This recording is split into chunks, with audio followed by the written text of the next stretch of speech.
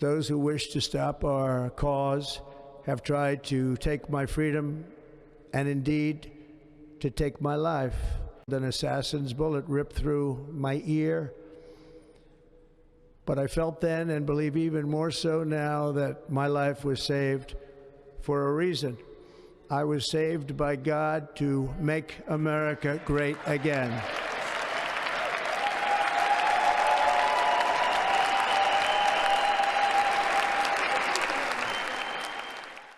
Well, it took an extra election cycle, but Daddy's home. Trump is back, America is back, and today is our Liberation Day. Let's get ready to rumble! You can't handle the truth.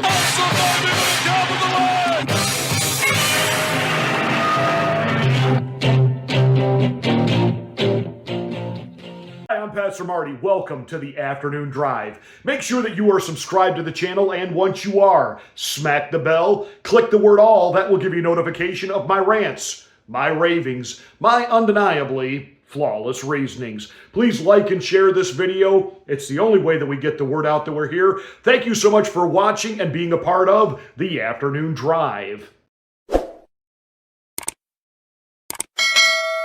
And I've said this to my father-in-law many times. I actually tell him that I think it's so much better that he's being inaugurated in January of 2025 than it ever would have been had he been inaugurated in January of 2021.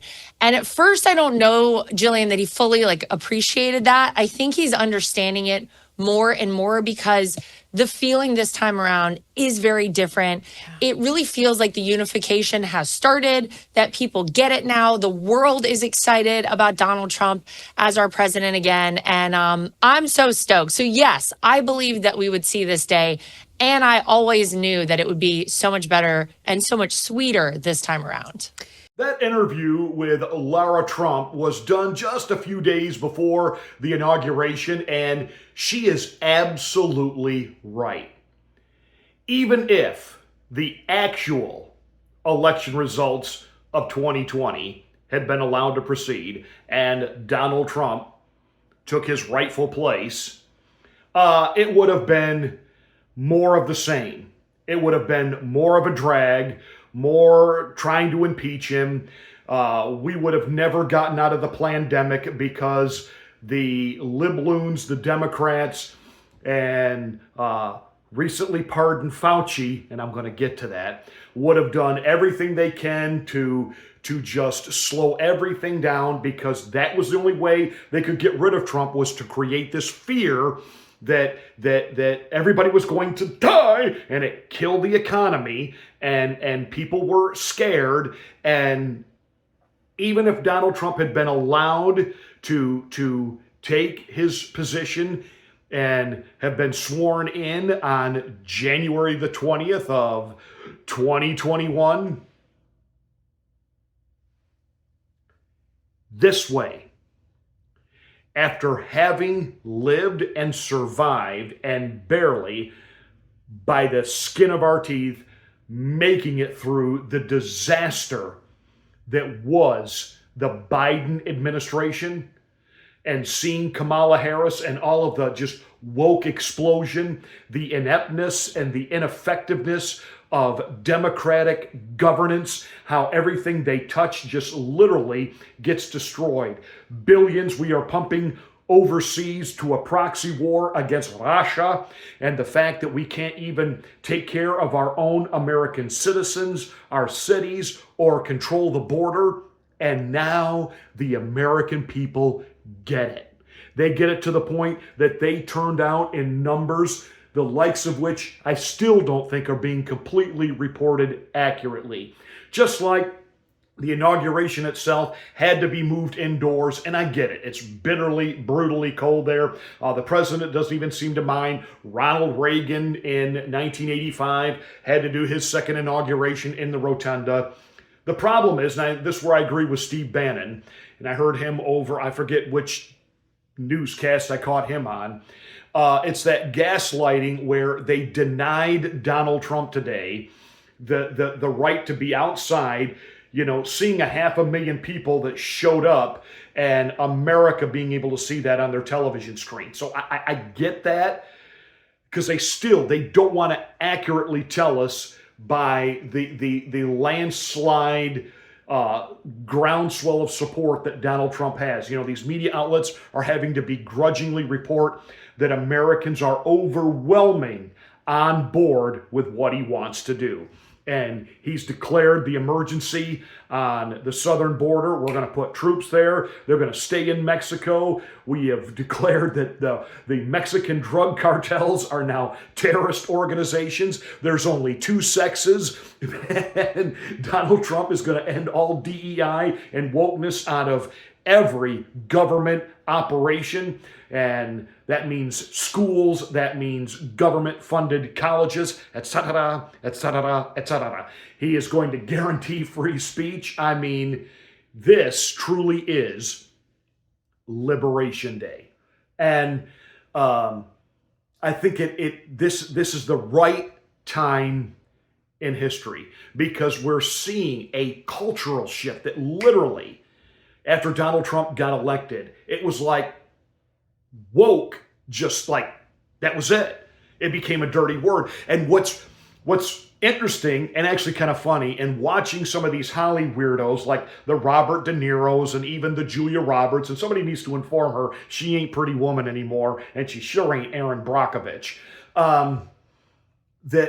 that woke Hollywood, lecture to us, talk down to us, those days are over. Your movies are tanking, and they're going to continue to tank unless you let Donald Trump help you with his new ambassadors to Hollywood, Sylvester Stallone, John Voight, and I just went blank on who the third. Mel Gibson. Let them help you. Let them help you. After all, you would like people to pay to watch your movies again, right? You even Netflix is hemorrhaging money and viewership because they decided to literally get in bed with Meghan Markle, the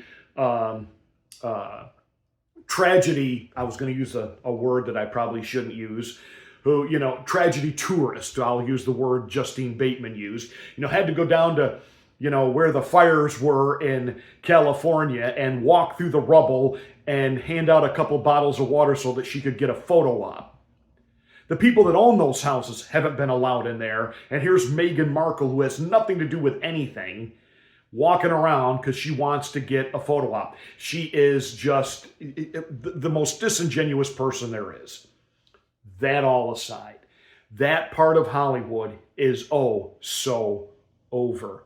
And there is a cultural shift now in America that I don't think we would have had Donald Trump return to office in 2021. But we're going to get it now. And the American people are going to give him a wide berth. I mean, the Gulf of America. Don't you just love it? Don't you just love it? And you know that by summer, Greenland is ours, right? You figured that out, that we will have Greenland. And some of these woke comedians and Saturday Night Live who still wants to make fun of it, he thinks the Emerald City is Greenland. No. You do understand the strategic location that Greenland is, and the fact that they possess natural resources that we don't have, and it levels the playing field for us to be able to stop China and what they're able to do with natural resources. So Trump is a forward-thinking guy. He is a legacy. He's got that on his mind now, and this truly is going to be the golden age of America. But if there was one line from his whole speech that absolutely sent the libloons over the moon, it was this one. An assassin's bullet ripped through my ear. But I felt then, and believe even more so now, that my life was saved for a reason. I was saved by God to make America great again.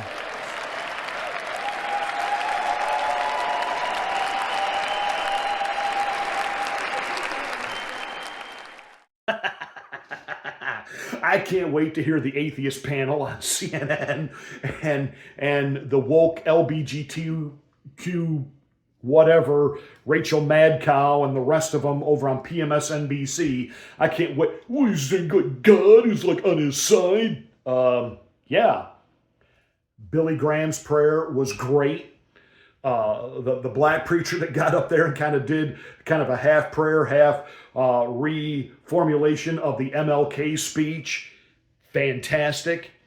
You can just sense that there is a change in the air. This is an exciting, exciting time. And these changes are going to happen. They are going to happen rapidly. And we are going to see America is back, baby, back. Welcome home to President Trump. You know, when you look at that, I'll use a word that's on everybody's mind right now because of the Golden Globe Awards, etc. When you look at that conclave of people behind President Trump today, I mean, think about it. In 2016, when Donald Trump went to Washington the first time, he had the Republican Party against him. Those Republicans are gone. By Mitt Romney, by Paul Ryan, by, at this point, we can now really say bye to the turtle from Kentucky, Bitch McConnell. I mean, the establishment has had its back broken. So Trump goes in this time. He knows how Washington works. He's focused. He's got a great team put together. He's got great cabinet picks put together. And Pete Hegseth has won over all of the Republican holdouts who thought they were just getting that Trump had just appointed some, panty-chasing frat boy. And they found out, wow, this guy's like really highly educated and he really knows what the military needs. So it's just totally different this time because now he's not fighting his own party. And Adam Schiff for Brains and the rest of those libloons like Chuck E. Cheese Schumer, really, they have been beat down so many times now that they can't even calculate how badly they've been beaten. They're talking about, we need our own Joe Rogan. We need our own Elon Musk. You do know that in 2016 you had those guys. I see Zuckerberg sitting there. I see Jeff Bezos sitting there. Last week, the geek himself, Bill Gates, went and kissed the ring. Spent 2 hours with Donald Trump and came out of the meeting saying, he's like really smart.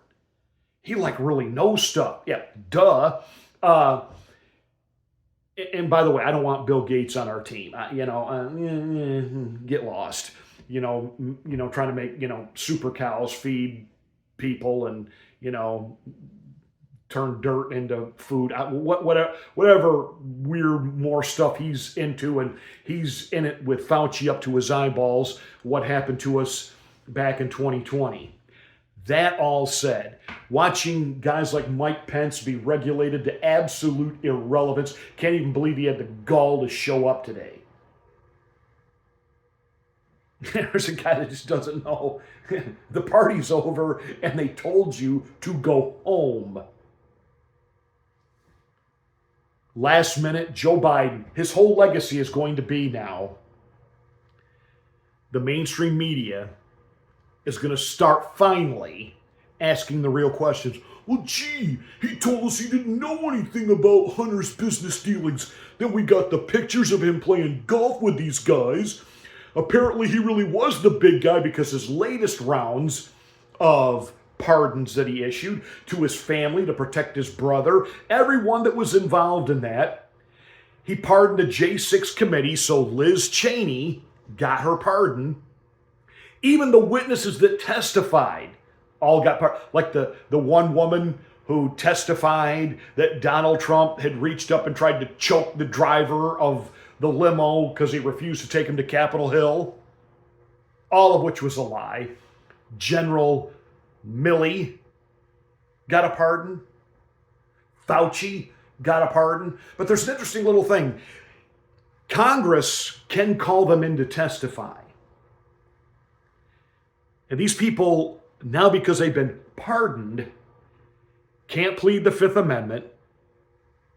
They have to tell the truth, because if it's proven they are lying, their pardon gets revoked. There needs to be investigations. There absolutely needs to be investigations. But I want to get on all that. We'll talk about that stuff tomorrow and the rest of the week. It is Celebration Day, baby. The liberation of the United States. This is our new July 4th.